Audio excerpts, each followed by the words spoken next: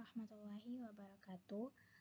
Perkenalkan, saya atas nama Yaumil Makfira Armas dengan NIM 2101075020018 dari kelas Pendidikan Biologi B. Video kali ini saya buat untuk memenuhi tugas perkuliahan, yaitu ujian tengah semester mata kuliah Pendidikan Kewarganegaraan. Topik yang saya akan bahas di sini adalah integrasi nasional. Definisi integritas nasional. Integritas nasional berasal dari dua kata, yakni integrasi dan nasional. Integrasi ini berasal dari bahasa Inggris integrate yang memiliki arti menyatupadukan, mempersatukan, atau menggabungkan. Pada Kamus Besar Bahasa Indonesia, integritas memiliki arti pembaruan sehingga menjadi satu kesatuan yang bulat dan utuh. Secara politis, integrasi nasional secara politis ini memiliki arti bahwa penyatuan berbagai kelompok budaya dan sosial dalam kesatuan wilayah nasional yang membentuk suatu identitas nasional. Secara antropologi, integritas nasional berarti bahwa proses penyesuaian di antara unsur-unsur kebudayaan yang berbeda sehingga mencapai suatu kesatuan fungsi di dalam kehidupan masyarakat. Integrasi nasional adalah usaha dan proses mempersatukan perbedaan yang ada pada suatu negara sehingga terciptanya keserasian dan keselarasan secara nasional. Pembahasan selanjutnya yaitu faktor-faktor yang mempengaruhi integrasi nasional. Ada dua faktor yang mempengaruhinya, yaitu faktor pendorong integrasi nasional dan faktor penghambat integrasi nasional. Faktor pendorong integrasi nasional. Faktor pendorong merupakan faktor yang mempengaruhi kemajuan suatu proses atau tindakan tertentu yang dilakukan oleh seseorang maupun kelompok. Dalam mewujudkan integrasi nasional, terdapat beberapa faktor yang mendorong terwujudnya integrasi nasional di Indonesia. Di antaranya, adanya rasa yang senasib dan seperjuangan yang diakibatkan oleh faktor-faktor sejarah Indonesia. Indonesia telah mengalami sejarah yang kelam di masa lalu, terutama zaman di mana Indonesia dijajah oleh bangsa lain selama bertahun-tahun. Dalam sejarah kemerdekaan Indonesia, 17 Agustus 1945, perjuangan yang dilakukan oleh setiap elemen masyarakat untuk memperoleh kemerdekaan bukanlah sesuatu yang sifatnya main-main. Rasa senasib seperjuangan di masa lalu yang terbawa sampai dengan masa sekarang menjadi salah satu faktor pendorong untuk mewujudkan integrasi nasional.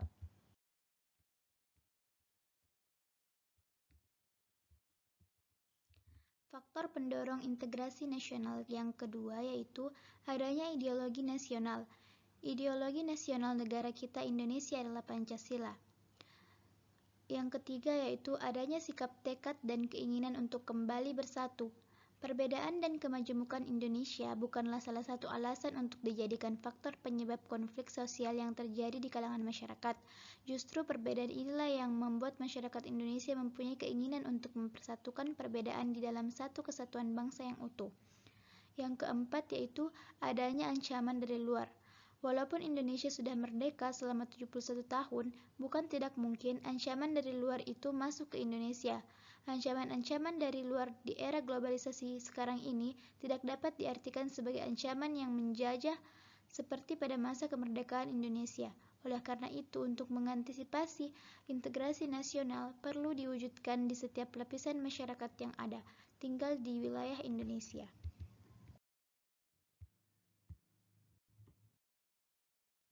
Adapun faktor penghambat integrasi nasional yaitu yang pertama, kurangnya kesadaran di dalam diri masing-masing rakyat Indonesia untuk menjaga persatuan dan kesatuan juga menjadi salah satu faktor yang menghambat terwujudnya integrasi nasional. Yang kedua yaitu adanya sikap ketidakpuasan terhadap ketimpangan dan ketidakmerataan pembangunan. Dengan diberlakukannya otonomi daerah, maka sebagian wewenang dan tanggung jawab pemerintah pusat telah dilimpahkan kepada pemerintah daerah. Dengan begitu, akan semakin nampak ketimpangan baik sosial maupun ekonomi antar daerah. Kemudian, topik yang dibahas selanjutnya yaitu pentingnya integrasi nasional bagi bangsa Indonesia. Integrasi nasional merupakan salah satu cara untuk menyatukan berbagai macam perbedaan yang ada di Indonesia. Integrasi itu sendiri dapat dikatakan sebagai suatu langkah yang baik untuk menyatukan sesuatu yang semula terpisah menjadi sesuatu keutuhan yang baik bagi bangsa Indonesia. Misalnya, menyatukan berbagai macam suku dan berbudaya yang ada serta menyatukan berbagai macam agama yang ada di Indonesia. Dikarenakan Indonesia merupakan negara yang masih berkembang, dapat dikatakan negara yang masih mencari jati diri. Selain itu, integrasi nasional sangat penting untuk mewujudkan karena integrasi nasional merupakan suatu cara yang dapat menyatukan berbagai macam perbedaan yang ada di Indonesia. Kemudian, ancaman terhadap integrasi nasional. Apa sebenarnya yang menjadi ancaman bagi integrasi nasional negara Indonesia? Ancaman bagi integrasi nasional tersebut datang dari luar maupun dari dalam negeri Indonesia sendiri dalam berbagai dimensi kehidupan. Ancaman tersebut biasanya berupa ancaman militer dan non-militer. Berikut ini kami uraikan secara singkat ancaman yang dihadapi bangsa Indonesia baik berupa ancaman militer maupun non-militer. Yang pertama yaitu ancaman militer.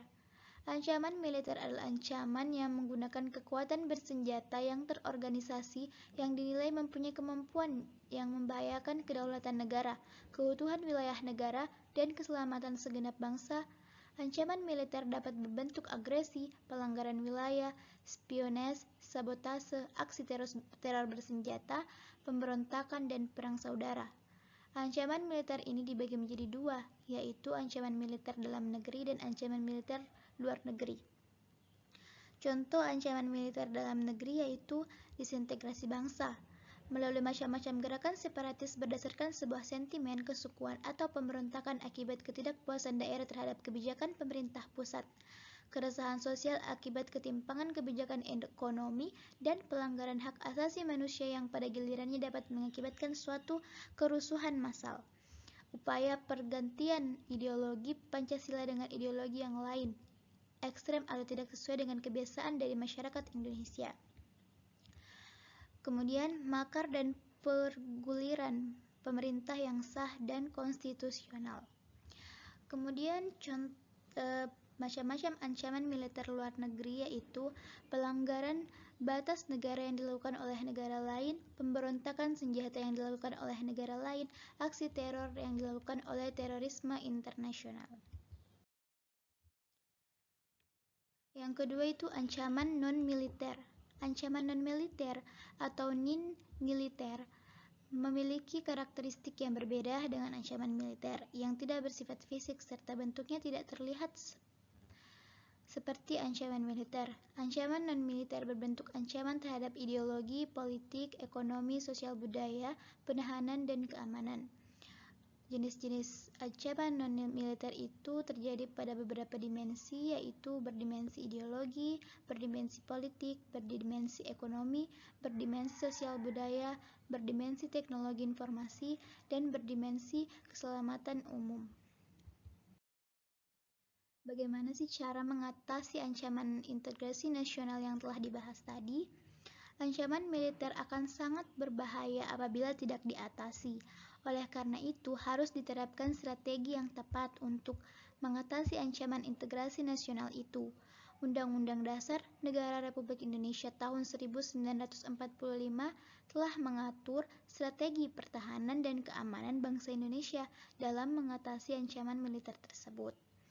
Usaha pertahanan dan keamanan negara Indonesia merupakan tanggung jawab seluruh warga negara Indonesia. Dengan kata lain, pertahanan dan keamanan negara tidak hanya menjadi tanggung jawab TNI, Polri saja, tetapi masyarakat sipil juga sangat bertanggung jawab terhadap pertahanan dan keamanan negara, sehingga TNI dan Polri bersama dengan masyarakat sipil dalam menjaga keutuhan negara Republik Indonesia. Sekian pemaparan dari saya. Mohon maaf apabila ada kesalahan dalam pemaparan materi dan slide materi. Terima kasih. Assalamualaikum warahmatullahi wabarakatuh.